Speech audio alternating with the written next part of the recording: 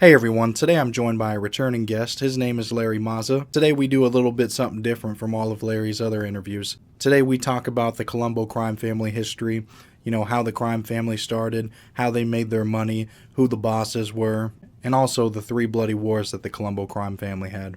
Of course, we talk about Larry's involvement in the war, people that he killed, and we also talk about Larry's career as a criminal. So please hit subscribe if you want to get more interesting interviews like this. And without further ado, let's get into Larry's story. Well, my name is Larry Mazza. I was in the Colombo family, which is one of the five families in New York. How did the Colombo family start? Well, I'm not really a historian, but I can give you the Reader's Digest version. When you go back to the 40s and 50s, when guys like Luciano Costello were setting this whole thing up, they set it up to have five families. And the first boss of the family was Joe Profaci, back again in the 50s. After a while, he was a lot of the captains weren't happy with him, and Joe Gallo for one, and they turned on Profaci. They wanted to oust him. So there was always rumblings going on. Eventually, Profaci was out, and they had some acting bosses in there. Then ultimately, Carmine Persico took it over. Sometime in the 60s, maybe even early 70s, after there were acting bosses and interim bosses and this and that.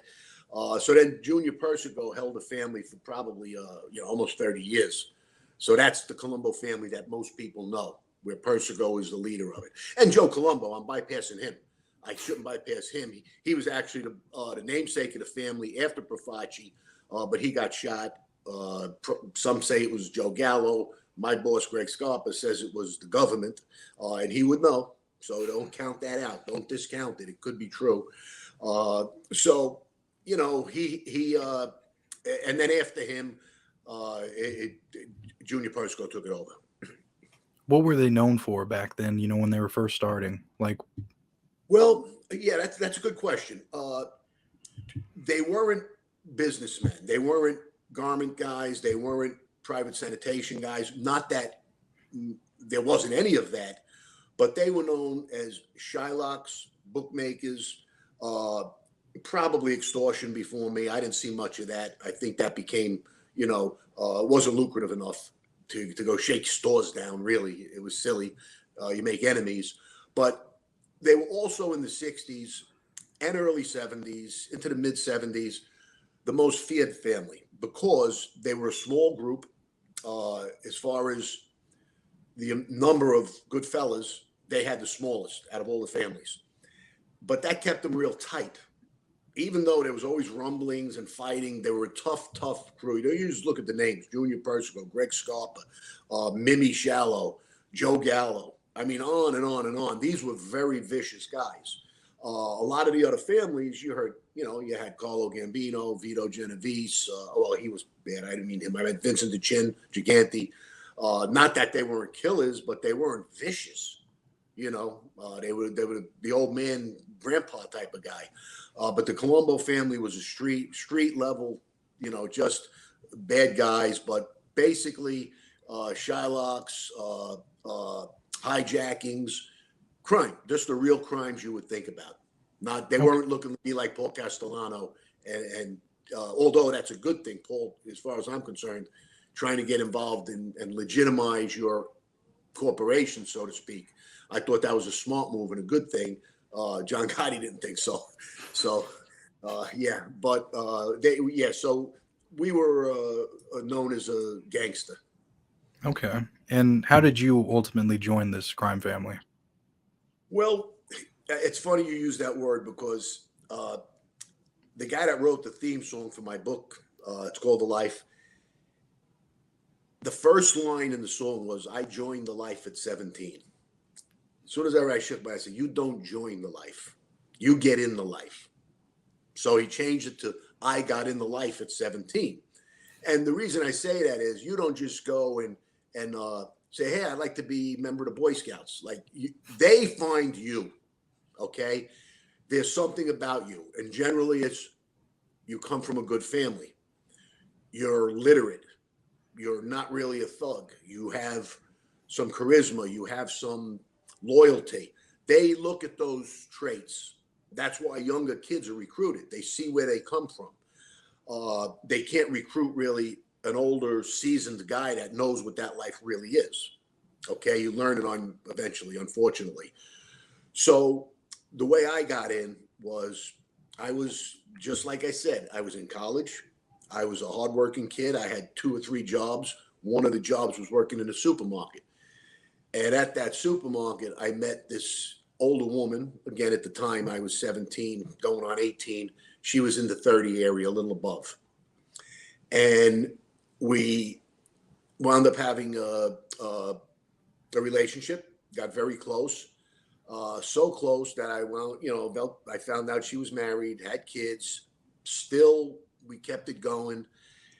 Eventually, she wants me to meet her husband. And she says he could do a lot of things for me. We're opening up this big company. We can make you the sales manager. You can represent the whole East Coast. Built up really that. I said, wow, this sounds like this is incredible. So ultimately, I meet him, and it turns out he's a top guy in the Colombo family.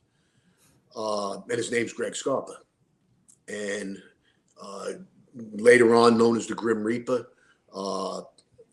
But at the initial meeting, his charismatic side came out. He could talk, he could laugh, he had a sense of humor.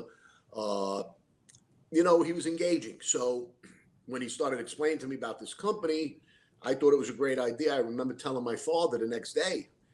And, I said, but who is this guy? I said, he owns the company. And why you? So I tried to explain. I met the wife in the supermarket. I didn't tell them that I was having an affair with the wife. But, so now I start going to the club, which is the headquarters, after work every day to bring my invoices and show him how well I'm doing. But as you get closer and closer and different things start happening, you sort of start falling into this way of life. I'm minimizing it and I'm saying it fast, and I'm not trying to blame anybody else, because it is a mesmerizing and intoxicating life. You don't have to, you set up your own hours. You go in and all you do is count money all day, and you go out with the boys to have a cocktail at 5 o'clock. Then you go to dinner, and everywhere you go, you're treated like royalty. So I started seeing that side of it. And ultimately, the supply company that I was sales manager for, the corporation dissolved after there was a big fire in the warehouse. And to this day, I don't know if it was an insurance job or not, just to get out of the whole thing and make money. But now I had nothing. I wasn't in college anymore. After a year or so of working that business, I wasn't on I originally took the fire department test, and I was on the list to be called to be a fireman like my father. And it all sort of slipped away in that year or two that I was working with the company. So he put me in charge of a part of his numbers business. And the numbers business is the smallest, lowest level racket that the mob is involved in. And then, it goes on, and before you know it, it's a snowball heading downhill, and it just keeps getting bigger and bigger. You see a beating take place, then you back up your buddy because he's my friend. I can't not help him. You get involved, and then he asks you to do something. It's a slow process, but ultimately, Greg he's grooming me and he's educating me on that lifestyle, how to be. And I always say this because he was, except for the fact that he was in bed with the feds, he was the consummate wise guy. He walked it, he talked it, he looked it, he lived it. And that's why when it came out that he was, an informant, it was heart-wrenching, gut-wrenching for most of the guys that were close to him. So. And how did you find that out, and how long was he, in bed with the feds? Well, none of us knew, because especially you get into the inner circle and you watch him kill like that, you can't believe the government is going to allow it. But, fast forward a little bit, the story came out later on in the Mississippi Burning movie, where he was recruited by the FBI to find the bodies of these civil rights workers. And the feds couldn't find the bodies for nothing. The Ku Klux Klan would not work with them, obviously. So Greg wound up going down there and doing what I could quote one of the agents. Oh God, why did I just run a blank on what he told me? This is ridiculous. I've said it so many times. Unthinkable things to him. So he wound up getting the bodies, and then he had carte blanche. So now, to answer your question, I didn't know until I was in prison fighting the case and hearing about it once or twice that it's a possibility. Oh, thank you very much. You're welcome. And fighting with people, literally and figuratively and argumentatively, that it's impossible. There's no way. I went after Vic Arena because he was the first one to bring it to me. And somebody held me back. I had to protect him and me, because if he's bad, I'm his right-hand man. It's not going to help me in any way. So the next day or so, it comes out in the newspaper that he was begging the judge and pleading for leniency because of all the help he gave them over the years. Now I got to put my tail between my legs when they call me back in and start talking to me about it again. So that's the first I heard of it. And it only got worse because the next day I was on another floor in MCC, and I'm sitting with Junior Persico's son, Allie Boy, who's supposedly going to take over his family someday. And he tells me that he knew about him and his father knew about Greg for 20 years. He was bad for 30, but they knew for 20. And that's important because later on, fast forward to when I come home and I'm researching all this stuff and I want to know how it all was all possible. And there was a major case that he was on with about 8 other heavyweights. And he went to court the first time, okay, with the 8 guys, and he never went back again. They kept putting it off. All the other guys would go. He didn't go. After about the 4th time, months and months later, of him not showing up, the judge throws the case out. So they probably knew right then and there Greg was working behind the scenes to save them all from back then a 15 to 20 year hit on IRS tax evasion. It was a big case. They were all going to have big troubles and pay lots of fines. So they probably, and this is what I found out later on my own, and it's through a lawyer. So there's a lot of truth. I mean, there's a lot of facts here. I'm not making anything up. He probably was given carte blanche now by the family because he helped them. So they look the other way. Then he's a tremendous earner. So they don't want to kill this guy. He's bringing in, 50, 60,000 a week. Also, he was probably, if not in all of Cosa Nostra, up there at the top of the best killers ever. And I say that because he did the precarious hits. He didn't do the hit where you always read about it. They call your best friend in the basement. There's nobody around except the 2 shooters, and it's an easy hit. Where you set a guy up in the front seat, the guy in the back seat has the gun. Those are all the ones you see in movies and stuff, and a lot of them are that way. But Greg would do the one where he had to walk into a crowded restaurant, doesn't care that there's 2 cop cars in front of the place, doesn't care that there's innocent bystanders all over, pops the guy twice, walks out like he just finished lunch. He would, and when the family was asked to kill a girl, who did they go to? They went to Greg Scarpa to do it. So he did a lot of the dirty work, and I think they looked the other way. And he always had his own family within the family. That's another thing you don't see a lot of. I mean, I don't think I've ever seen it, where he had his own circle, and he was questioned a few times on it by the boss, Junior.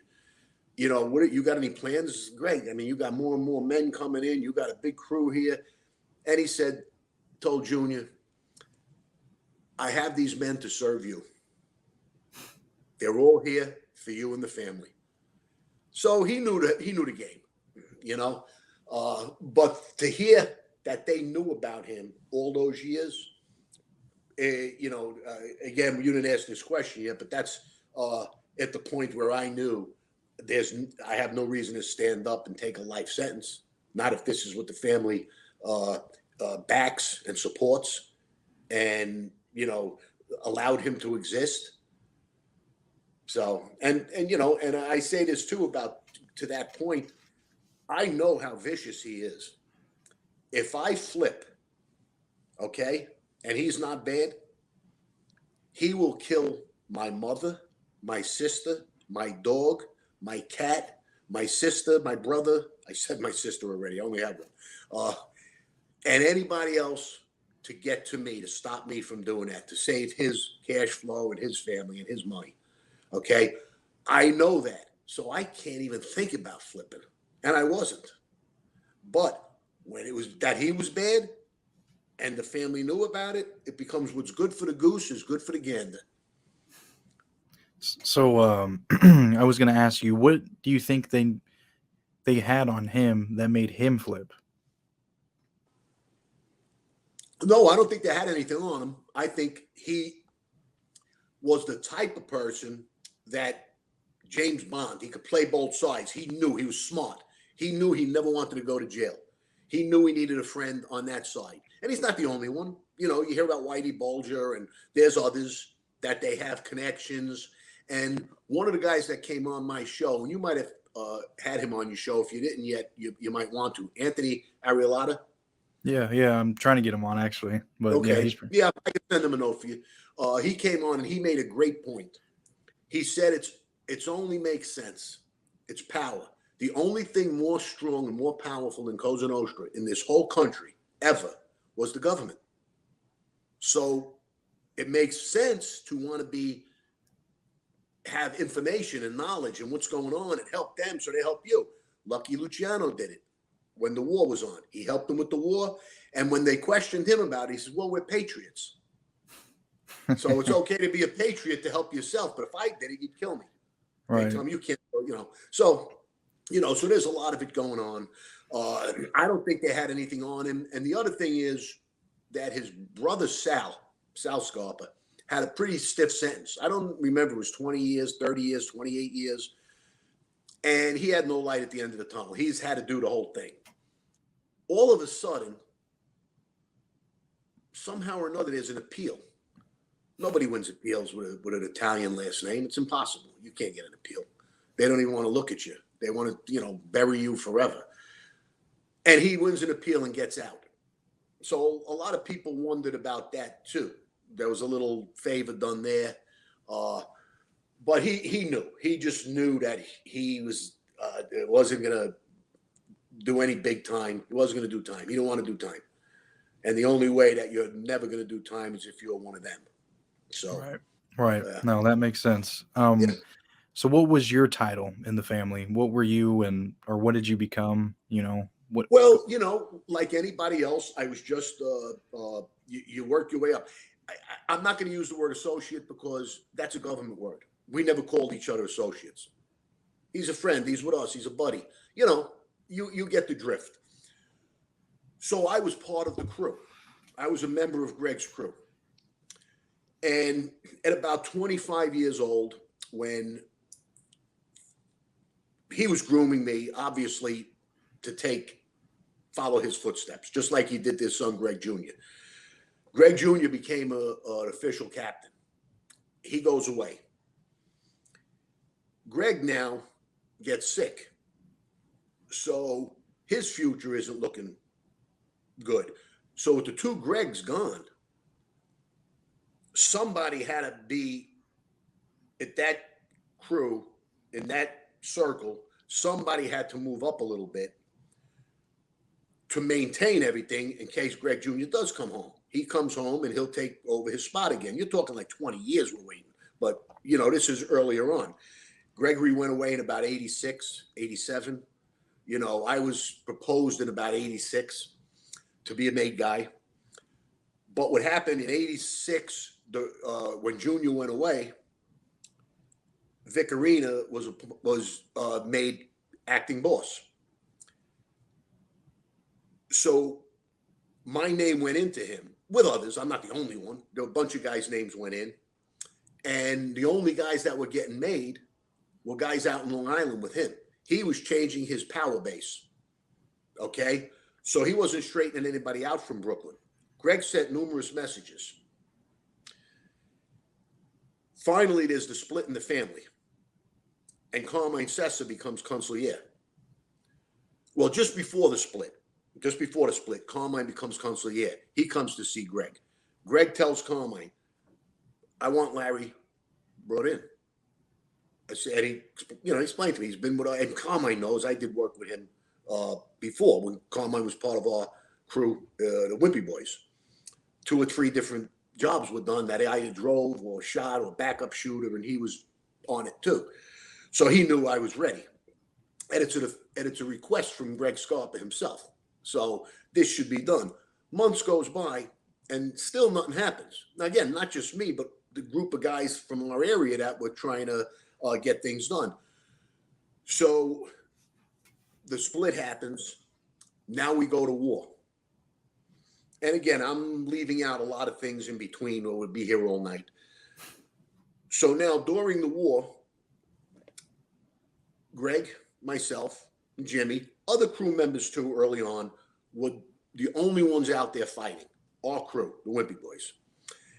As it got more and more precarious, the whole situation, and dangerous, Greg now wanted the circle even smaller. He said he's worried about somebody turning on us. It could be one of our guys that want to get this war over with or move up.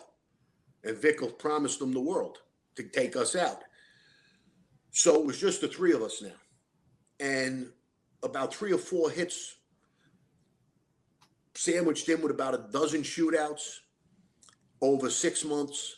We were winning the war. You know, we took out Nicky Black, who was a major force on that side. We shot another guy, Joe, that I hate to use his name because he's home now and I hope he's living his life. But it's history. If you want to go read it, you know who I'm talking about. We got another guy, Larry, who was Larry Lampese, who was an important guy on their side. He owned bus companies, a lot of money. Anyway, we were doing all the damage. So when you go to a meeting, the hierarchy, so to speak, all the good fellas and captains,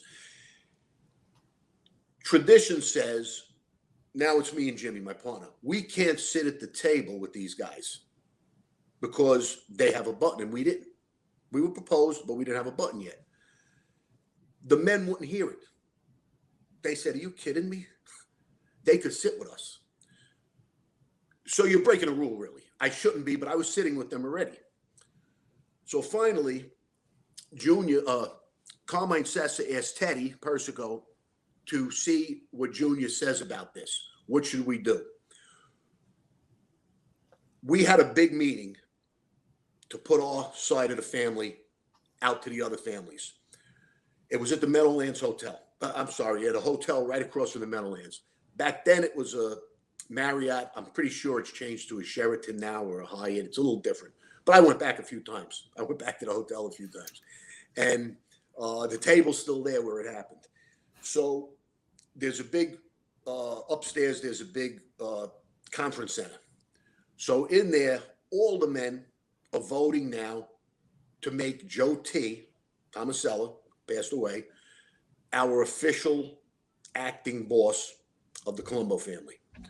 At that meeting, he nominates, once it's approved, he nominates or says he wants Jojo Russo, Andrew Mush's son, to be the acting underboss. And so we put our whole administration together. Mm-hmm. At that very same meeting, they elevated Greg Scarpa for the first time to be a captain.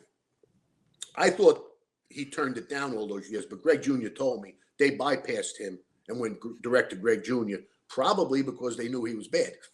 So they couldn't make him a captain now. So Greg Jr. got it officially, and I didn't know that, but I knew that later on. So anyway, the reason they made him a captain, because Greg asked Joe T.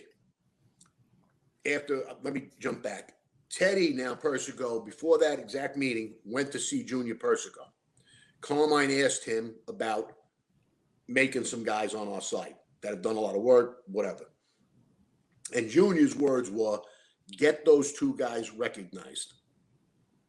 He explained to him we were already at the meetings. We did all this work he said, get them recognized. The other thing I found out is Junior Persico was straightened out during the war. So he probably had a little sentimental value there too. You know, they opened the books for him during the war. So after that meeting, that Greg was made a captain. And the reason is, when you get straightened out, you're taken away from the good fella that brought you around. And you're now put with another captain. It keeps a balance of power. It's like Greg. He kept straightening guys out under him, getting guys made, and had this big crew. So they started putting guys in other places, okay? Like Carmine Persico got made. They put him out with Vicarina. Joe Sapp got made. They put him with Wild Bill. This was before the war, but the split was happening. So long story short, after that, we go downstairs. We go to a table. First, they spoke to me and Jimmy together. Then I went in. Then Jimmy went in. And I had the rules recited to me or read to me, whatever word you want to use. They weren't reading them. And I was officially put with Greg, although I was already with him. And then Jimmy, the same thing. He was officially with Greg as a good fella, and Greg, our captain. I'll take it a step further. About 3 months goes by. Greg is on house arrest. He can't come out. The feds are hot all over the place. I get a call from Richie Fusco, our acting consigliere. That night he was made acting consigliere for Carmine. And I walk into the club and I see this agent's cars all around. I don't even want to go in, but how can I not go in? The consigliere called me. I go in, he points to the ceiling, he says, let's go outside. Now I'm laughing to myself because the feds are out there. So we're probably better off in here talking. But anyway, I start walking with him. And he says to me, he says, Larry, with Greg on the bracelet or whatever, house arrest, you and only you, nobody, he mentioned some names, not this one, not this one, nobody from 13th Avenue comes to me but you. Any beefs, anything happens, you come to me. So he was sort of lining me up to be an acting captain if Greg Sr. is out of the picture. Somebody has to run that little spot. And I remember asking him, I says, Richie, what about Jimmy? He says, Jimmy could come and see me too. So he was sort of now my lieutenant or whatever you want to call it. But we were already so close and equals. It's not like I was above him or he was above me. It's just that I was around longer, you know, around Greg, and was closer to Greg for more years.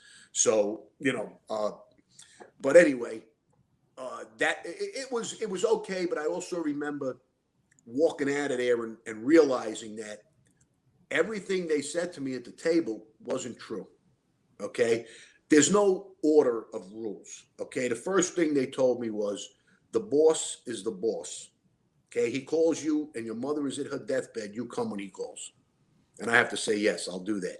And I remember driving back with Greg, and Greg says, I would have never left my mother at her deathbed. He, meaning him. So, and we all laughed. Jimmy laughed. I said, I could never do that. I'm not going to do that to I mean, come on. But the thing is, you lower yourself to the same level. Everybody's now at the same level. You're all that devious and backstabbing and sinister. You know what I mean? If you can leave your mother at the deathbed, you're a sinister person. So that's part of that. But my thing was, I was saying to myself, didn't Vic Arena hear that same rule about going after the boss? Didn't John Gotti hear that same rule? Okay, that's rule number one. The second thing, I'm pretty sure the second thing they told me was about the wives. And Guma, you got to respect the women in our family. And I always did. The only time I didn't was with Linda, but that was before I even knew anything. But I'm saying to myself, Greg allowed that. It's a rule, and he allowed it. That's why he told me, when he told me that he knew, you and I will be killed if anybody finds out. They'll have to kill us both. It's a rule. Okay. The third rule was we don't deal in narcotics. And they didn't say drugs. I think Joe said narcotics. It's a word I would never use because I never dealt them. I never really used them. I mean, I'm no angel, but I'm saying was never a user of anything significant. More of a drinker. My first joint I ever smoked was with Linda. I was about 20 years old, 21. I didn't even see one before that. Kids are smoking pot at 13 now. So, no, it's true. I know. Yeah. Then the fourth one was, we will never assist law enforcement in any way. Now, again, I don't know anybody that's bad, so I'm understanding that. That makes a lot of world of sense to me. And the last one was, we do not deal in counterfeit money. It's taboo. Family will not condone it.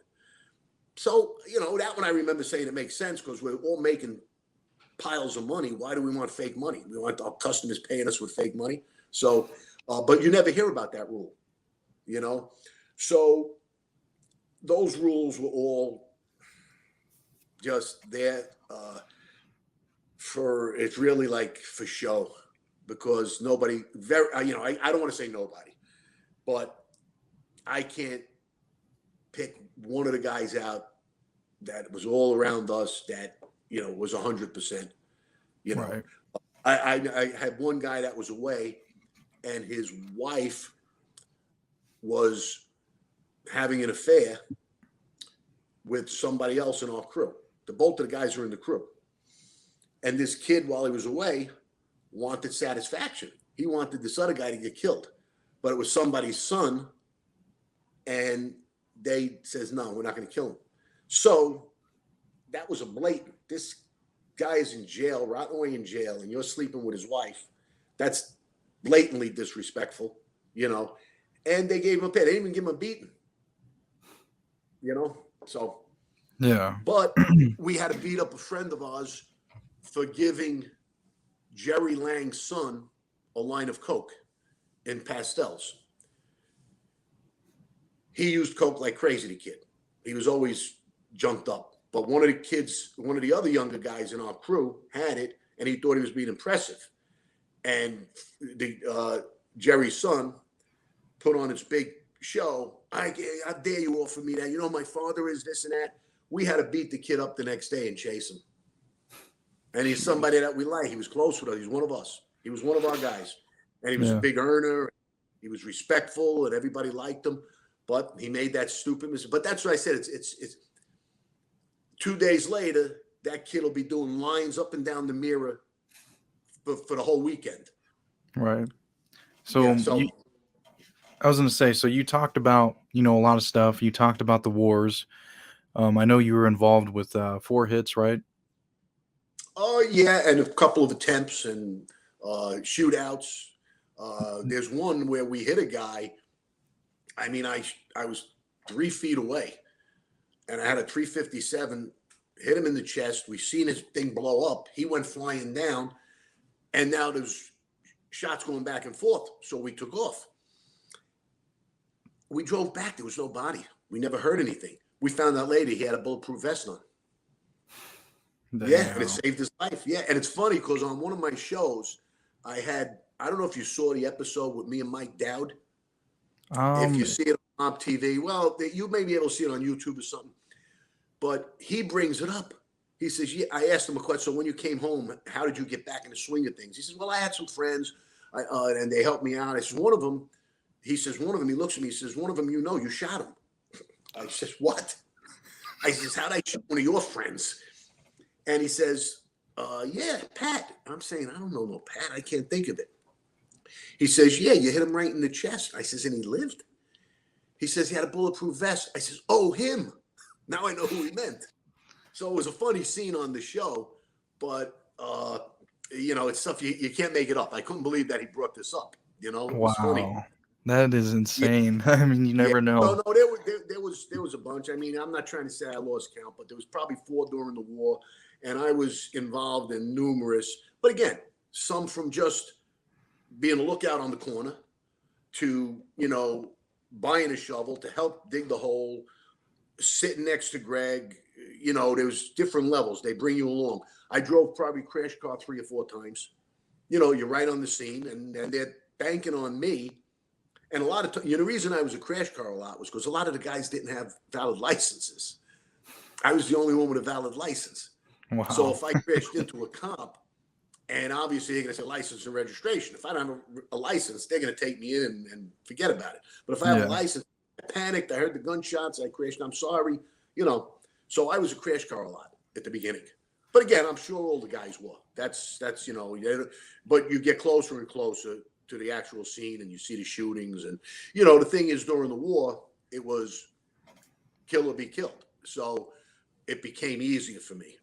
Not easier, but it became more survival, where when you're doing it to work your way up the ladder in Cosa Nostra and you become a good fella, maybe a captain, whatever, those I wish I was never involved in, the early ones that, but the war, I mean, they started the war, not me. And they threatened to kill me if I didn't come over. They were going to take our business if we lost, and I was too deep in not to fight for what I had, and most of the guys that were in the same boat as me. So, was there any? I can't remember or recall, or even if you feel comfortable talking about like actually pulling the trigger on a person and killing them During the war? Just at any time. Weren't you? Yeah, during the war. I mean, Nicky Black was I say this, and I don't want to chuckle. You may laugh a little bit. It's like rated the 6th biggest hit in New York history, the Nicky Black hit in the newspapers. He was a heavyweight, and he threatened to kill me. I had an Uncle Albert who was around under Nicky Black, who was 10 times the man Nicky could have ever been, in every way. That way, shooting, tough guy in the street, but ethical. The whole neighborhood loved him, my Uncle Albert. All right. And he'd give you the shirt off his back. Nicky was a greedy. He wanted to move up the ladder, and he couldn't with Junior Persico, because when Junior made him, he made it with a stipulation: you'll never rise above a soldier. Never. Because he bypassed guys as a favor to somebody else, because he was making a fortune in Teamsters. So they made him and whatever. But my Uncle Albert told me that, but you better be careful. He's coming for you. So we made him our number 1 target. And within a day, literally a day or two, I think it was the next day after we heard, we were coming in from Jersey. We got in our car, our hit car, drove right to Avenue. We were actually looking for some of his guys to send a message, because we never thought we'd see him there. And, whether it would be Funzi, his nephew, Joe T., who we shot earlier on in the war, but he lived. And then I saw him in his SUV, and we crept up behind him in the car. We had the fake siren in the window. And to this day, I believe he thought we were cops, because we found out later the FBI was surveilling him all day. And miraculously, somebody from FBI headquarters called the guys away. So the most speculation is Greg was talking to his guy to pull them away so we could do the hit. And we wind up pulling up alongside of him. And I got a shotgun probably less than 6 inches from the back of his ear. So that was one. And then later on, Larry Lampesi, Jimmy was driving. Greg and I were going to do the shooting. We pull up, and Greg shoots him from the window, from the car, which we were supposed to get out, because we had the whole setup. We knew he was going to get out to lock his gate. And that's exactly what happened. So as we got out, Greg shot him, and the guy went down, and he started crawling away. And we were very frustrated at this point. And I remember I was saying, Greg, we're knocking guys off, and this war ain't ended. And I made it like it's almost hard to say this, because I would never say something like this now. But I says, we need to massacre somebody. I mean, really massacre them. that they got to say, oh, these people are just lunatics. You know, maybe the one bullet doesn't do it. And we were, I mean, Jimmy and I were under pressure with this guy that you have no idea. I mean, he wanted to go 24/7 looking for people. He didn't need sleep. He really was like the Grim Reaper. He needed a little bit of food and his medication, and that was it.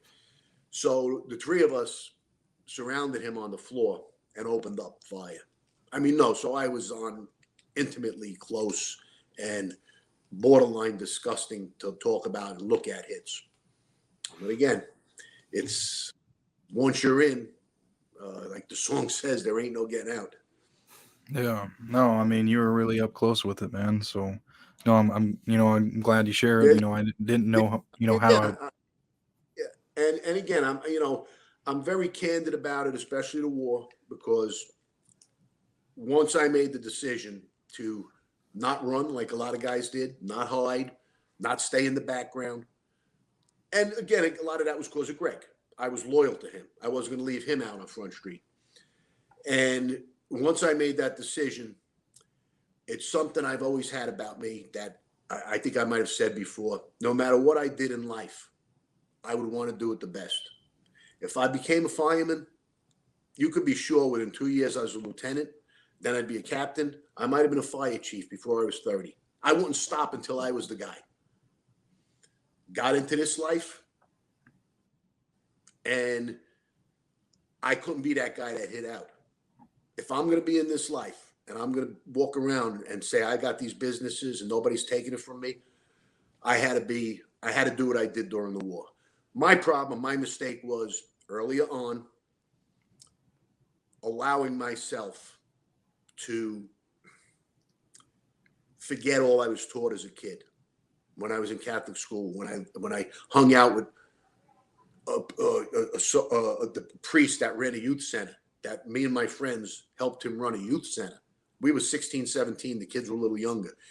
And we were called the God Squad because we were with this priest. And my parents, the way they brought me up, they didn't bring me up to be a killer. And not even close. They didn't bring me up to be a vicious person. They taught me to avoid problems, to, like we would all do for our kids, if you can. But if your push comes to shove, my father would say, you better throw the first punch, because that may be the winning one. You don't sit there and take the first hit, but that's realistic and that's understandable, So no, I never expected to be where I was. So I made the mistake early on. When I came to that fork in the road, I could have stayed in school or I could have took this job. I went for what sounded like the money and the position, where I didn't have to work my way up anymore. I was given this position. And, it goes to, as I said before, you're young and naive. You really don't know what the life is until you start getting groomed and brought up by somebody like Greg and others. He's not the only one. I mean, there's a bunch of them. So I was doing it to younger kids that were coming around my pool room that wanted to hang around. And I started saying, well, you can't do this, you can't do that. And then I know that you don't come in here with drugs, but I know Greg's selling drugs. So, it's crazy. Yeah. Right. So how did you ultimately get out of the mob alive? Well, I didn't go out like a hero because I made a deal with the government. I'll never call myself a rat because you can't rat on rats. And that's all around me, from Carmine to Junior. Junior, he knew about Greg. That makes him bad, but he also did a lot of bad things on his trial. Not to get into that. I think you probably know that already. He took the stand. He admitted he was a good fella. If any of us did that, we'd be dead. So I just started seeing all the frauds, all the fake, all the liars, all the guys copping out in a very bad way. They would cop out that they admitted everything. So now when I go up to fight it, that judge already knows, wait a minute, you got 10 of your friends, they just admitted this was going on. You're a liar, So there's a lot of ways to rat. There's a lot of ratty things to do in the life. There's a lot of other rules to break, and they were breaking them all. So when I made the deal, I was lucky because there was corruption on the case. And I couldn't give them anything new. They already had Carmine and Greg. They knew everything. When I was talking to them, they would bring up more things from the back of my recesses that I forgot. They said, well, what about this guy? What about Tony Frezza? What about, oh, geez, Tony, my God. That was like another lifetime. That was like when I was 23, 10 years ago before the war, but I forgot about it, but they knew everything. So the only thing new I had was a lot of detail about the corruption. I didn't know exactly who it was, but everything I gave them, from phone records to the phone booth that we used, to the meeting places that I guess this agent had to let them know where he was going to a meeting, and it all corroborated each other. Then some of the FBI agents under him started talking, and it came out to be this guy, Vecchio. He beat the case on a technicality, but the judge made it clear that he didn't think he was innocent, and he said, at the very least, you became the monster that you were chasing.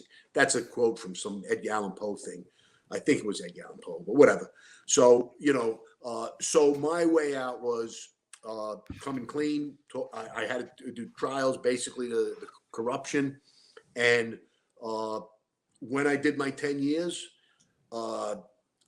in my probation, I couldn't go back to New York, New Jersey, Connecticut, or Pennsylvania, any of those states up in New York. And most of us had that locked in. They weren't going to let me go to Florida, the BOP, because I wasn't in the witness protection program. As a matter of fact, I was with a heavyweight my last 2 years from the Genovese family. I was around a lot of wise guys, and they all still liked me. It's amazing. I still see some in the street now. But anyway, so I relocated to Florida. They couldn't tell me no because my family had a residence here, a secondary residence. My dad was retired, and they had a bedroom. They showed him, this is where he's going to sleep. I had a job lined up. I had everything that they want to know a person has to make it on the outside. So I had a very supportive family, so there was no doubt I would make a comeback. That's important to have, because you come out with nothing, zero, no dignity, no money, no future. Now I came out, I was 41 years old. I can't go back to school to be a lawyer. With my record, I can't go to school I'm too old. The fire department's not going to take a felon. So your whole life has to change. And anyway, so that's how I wound up in Florida. And I'm going to tell you this. I had an offer for a job, and it's the only thing that pushed me in another direction again, where I would have made very good money. I would have had to travel a lot. I was a family member. It was a legitimate, good position to have with only an upside. I would have been making the first year probably $100,000 a year. Okay. And they wouldn't let me do it. They wouldn't let me do it because I had to travel. So I said, okay, no problem. I got 3 years of this probation. I'll keep doing the odd jobs in the gyms and stuff. But while I was doing those jobs, in spite of myself, I started picking up more and more clients. I started building up an incredible following. I started teaching kickboxing, and I was starting to become somewhat of an important guy in the area, because family was bringing their kids to me. They were bringing their parents to me to train and keep them healthy. I was training, probably 30, 40 people a week. So eventually I opened my own gym. And while I was doing all that stuff on my own, I completed my book. I says, they're going to try to hold me back again. I wrote the book, and the rest is history. I've gotten in, like I said, I've got the Scorsese, Spalleggi, I get on and on and on. I have a TV show of my own. I get the privilege of coming on shows with guys like yourself and others that are very respectful, and I enjoy doing it. There's a few out there that I won't go on because I know I'll just be fighting with them, I know. And I'm not. There's a lot. Yeah, no, I'm not going to help them with their ratings. No. But if they wanted to do a private Zoom with me and have any kind of discussion, I'd do that in a heartbeat. Or if they want to meet me in person and have a discussion, we can do that too. But I'm not going to get on there where and then have all these idiots making comments. He's a rat. You're right. Whatever. It doesn't matter. Right. So, no, it's not worth it. No. But yeah, most of the guys are like, Yeah, and okay, so my final one is, would you ever recommend this life to anyone? I wouldn't recommend this life to someone I didn't like. Okay, that's how. There's only two.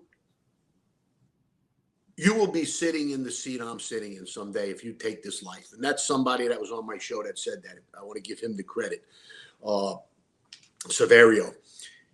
He said that he would tell a kid, if you get into this life, you will be me someday. You will be faced with life or making a deal. So that's the two ways out. I say this: if you want respect, you don't need that life to get it. If you want to earn a good living, you don't need that life. That's the mistake. Okay? You can get both of those things by being a good man. I wouldn't recommend this life to anybody, any kid especially. Stay far away from it. You'll be dead, in prison for life, or in the witness protection program. And I wrote that in my book about the train that goes around the track, and there's only 3 stops, but the train keeps going. You could get off at the cemetery, witness protection program, or prison. And 20 more dummies will get on the train, and it'll keep going around. Those guys will all get same thing. It just keeps going. So don't avoid it. You don't need it. I would never recommend the life to anyone. Well, what everyone think? Please comment a key takeaway that you got from this video. Larry definitely gave us a history lesson today on the Colombo Crime Family. He's definitely going to be in the documentary that I've been working on about the American Mafia. Please hit subscribe if you want to be the first to get that documentary when it comes out. And also, if you want to support me, I got merch behind me. I'll put a link in the description. Also, I'll leave a playlist at the end of this video of all my other Mafia interviews. Thank you again so much for watching.